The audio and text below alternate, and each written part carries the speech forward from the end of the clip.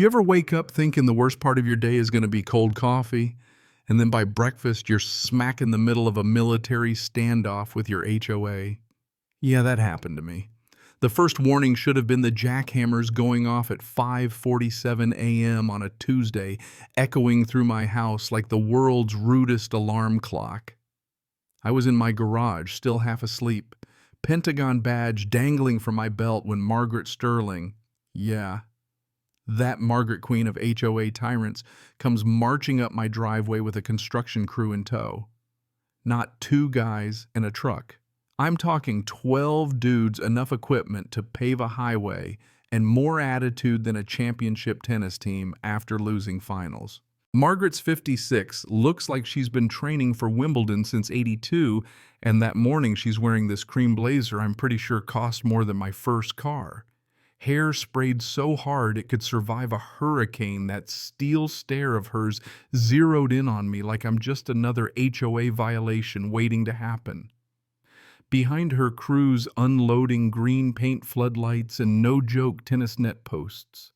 Before I even get my first sip of coffee, she says, "Mr. Hayes, as of right now, we control this street.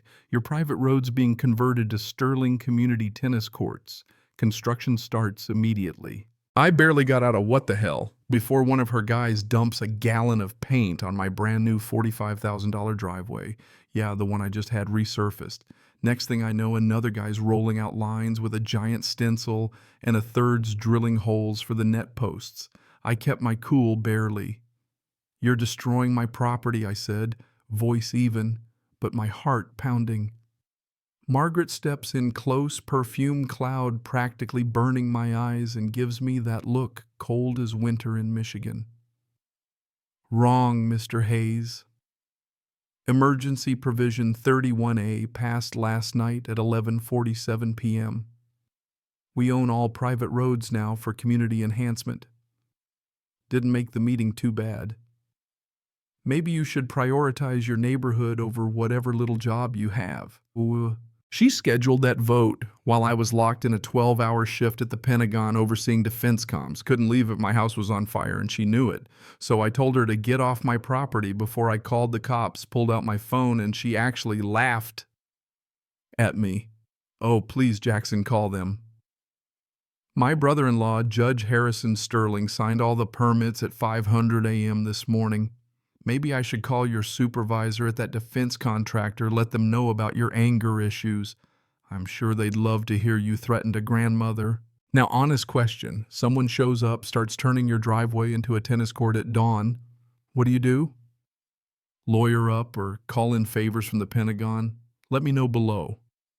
Because Margaret Sterling was about to learn what happens when you mess with the wrong defense analyst. The destruction was rapid. 10 feet of driveway gone before sunrise. Neighbors started peeking out bathrobes, mugs, worried faces. Old Mr. Thompson Henderson's 2 doors down, everybody looking like witnesses to a crime scene, but nobody daring to step in. Margaret was a legend, and not in a good way. "This is a legal seizure," I told her, clinging to logic. "You can't just take someone's driveway and make it a tennis court." She waved a worker over. Section 47, subsection C, underutilized roads can be repurposed for athletic facilities. Yours is the perfect size. We already have 300 members at $500 a month. Day passes for non-members $50. She smiled like a shark. "Of course you could join. I might even waive your initiation fee if you cooperate." The crew was fast net, posts, and fence up Sterling Tennis Club members only sign bolted in place. My phone buzzes. Wife's texting from her hospital shift. "Why is there construction? Are you okay?"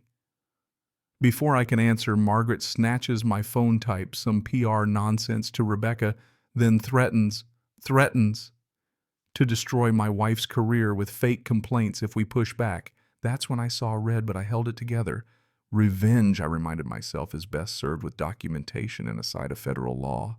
I went inside, called my old CO at the DIA, General Blackstone. She picked up in 2 rings. "Someone's building on my property, Alpha 9 corridor." There was a pause, so heavy you could feel the Pentagon spin.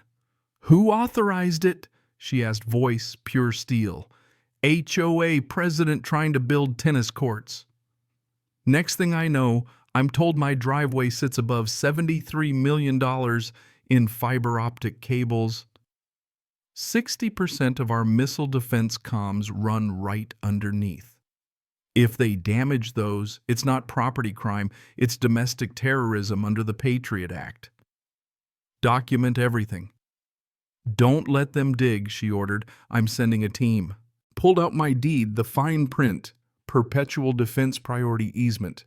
The government can activate my land for national security anytime, and tampering with it is a federal crime. Rebecca came home from the hospital, still in scrubs, hair a mess. Took one look and went straight from tired to furious to plotting in 30 seconds flat. She threatened my license, she asked, dead calm. I nodded. I was JAG before med school, she reminded me, cracking a grin that could stop traffic. Margaret has no idea who she's messing with. That afternoon, Margaret returned with a gang of club members in matching tennis whites, acting like they owned the world, taking photos, laughing about renters like I don't own my place outright, bought with blood, sweat, and hazard pay. But the real twist came with my neighbor, Sam Morrison, kid genius from next door. Shows up nervous with his laptop spreadsheet open. He's been tracking Margaret's schemes for a school project. She's done this before, he says, turning pools into courts, side yards into pickleball every time after a midnight vote nobody could attend.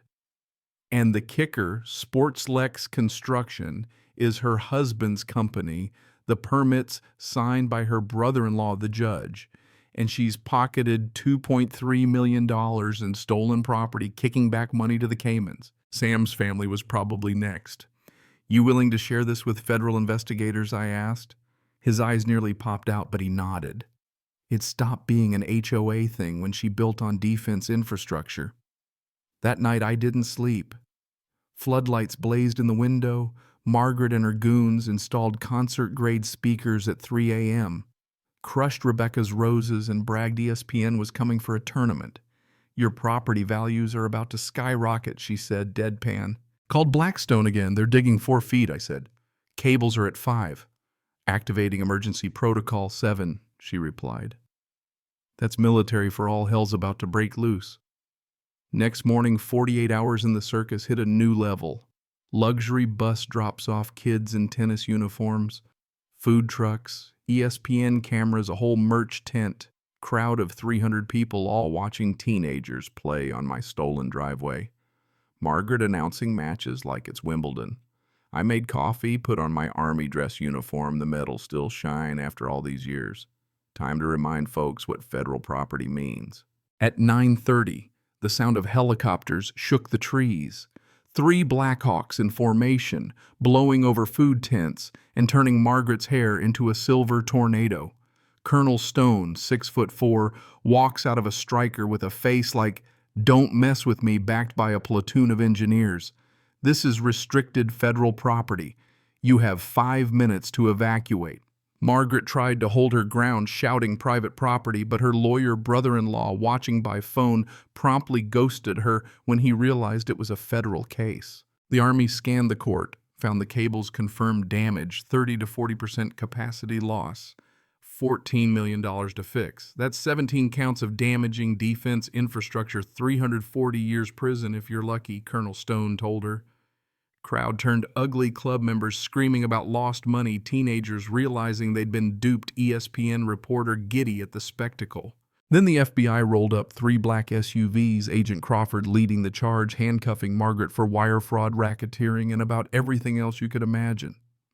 Richard Sterling tried to bolt, got tackled by agents into the landscaping. The Judge Harrison tried for immunity but ended up arrested too, all their dirty deals exposed in public. The Army tore down the court, ripped out every post and scrap of concrete, and restored my driveway better than before. Military-grade roses replanted, even paid me $75 grand for the trouble, and offered $12,000 a year just to keep it safe. The whole neighborhood learned a lesson. Margaret's HOA empire dissolved, assets seized, every family she targeted finally safe. Civil suits flooded and Samuel's live stream went viral, and the Pentagon offered me a promotion to lead a new division protecting properties like mine from rogue HOAs. The best part, Margaret, Richard, and the judge all got serious federal time. The HOA was dead replaced by a community board run by good people with clear rules, no emergency meetings after 8 p.m., no private property seizures, and absolutely no one named Sterling in charge. 1 year later, the sun setting on my rebuilt driveway, Rebecca and I watching new roses bloom, neighborhood free from tyranny. A young Army captain moves into Margaret's old house, salutes me, and says, "It's an honor to live on the street where Operation Sterling Takedown happened. My driveway's now in Pentagon training slides as a case study. Samuel even put up a plaque, half sarcastic, half proud. Margaret. She's probably eating dinner off a metal tray, wondering how she lost everything just trying to control one little street. In the end, I got my driveway, my freedom, a six-figure job, and a story that'll keep neighbors talking for decades. And if you ever wonder whether justice really exists, trust me, sometimes it arrives in a Black Hawk with a side of military precision. So tell me, what would you have done? Warn the HOA or keep it quiet and let them hang themselves? Drop your answer below. And if you've ever had to fight back against HOA craziness, share your story, because out here sometimes the only thing standing between your home and chaos is knowing your rights and having the Pentagon on speed dial.